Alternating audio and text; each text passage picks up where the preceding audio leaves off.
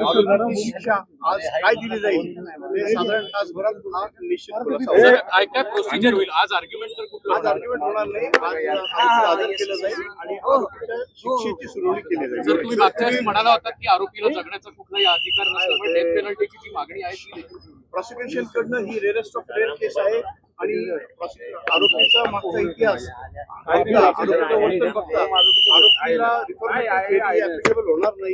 Reform होण्याच्या बाहेर गेलेला आहे म्हणून आरोपीला या रेअरेस्ट ऑफ रेअर केस मानण्यात यावी आणि आरोपीला मृत्यूदंड देण्यात यावा असा आग्रही युक्ती आम्ही प्रॉसिक्युशन तर्फे करण्यात केलेला आहे. सर, आज न्यायाधीश नक्की काय करतील? काय प्रोसेस असणार? काय प्रोसेस निकालाचं थोडक्यात वाचन होईल आणि अंतिम आदेश जाईल. सर, गेल्या तारखेला देखील अपेक्षा होती, गेल्या तारखेला निकालाचं वाचन देखील सुरू करण्यात आलं होतं, मात्र पुढची तारीख हे बघा, कायद्यात अशी तरतूद आहे की आधी आरोपीला दोषी ठरवलं जातं किंवा नाही हे ठरवलं जातं आणि आरोपीला दोषी ठरवलं असेल तर मग पुढच्या तारखेला आरोपीची शिक्षा सुनावणी केली जाते. त्या दरम्यान दोन्ही पक्षांचं आणि आरोपीचं म्हणणं ऐकून घेतलं जातं की शिक्षेबद्दल कोणाला काय सांगायचं आहे.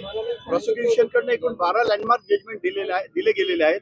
त्या जजमेंटचं अवलोकन करून त्या जजमेंटचं आणि या केसची सांगड घालून अंतिम न्याय निर्णय देण्यासाठी आजची तारीख सर, शेवटचा प्रश्न, किती वेळ या सगळ्या प्रोसेस? साधारण तास. थँक्यू. सर, वोल्चर पंचनामा करण्यात आला, त्याचा किती फायदा होऊ शकतो?